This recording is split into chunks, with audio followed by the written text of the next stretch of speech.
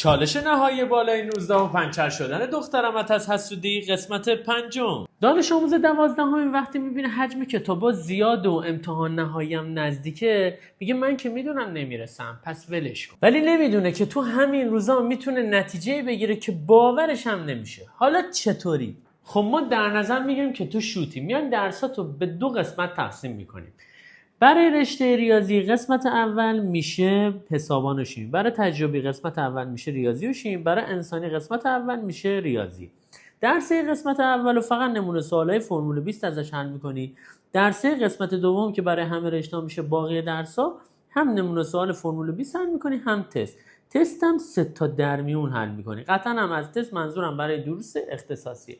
توضیحش هم برای اینه که ببین مثلا ریاضی برای انسانی ترسه، کسی که تا الان شوت بوده ریاضی نخونده ما نمیتونیم الان بریم سراغش. اون درس دیگه هم برای رشته ریاضی تجربه گفتم درسایی که خیلی به پای وصله و اگه یکی شوته ما نمیتونیم کار کنیم، ولی اگر درس باقی رو تست بزنیم هم میتونیم سوال تشریحی رو حل کنیم برای امتحان نهایی، هم تست کنکورش رو بزنیم. حرکت دومی که برات میخوام انجام بدم اینه که یه برنامه بهت بدم که ذهنت از آشفتگی در بیاد.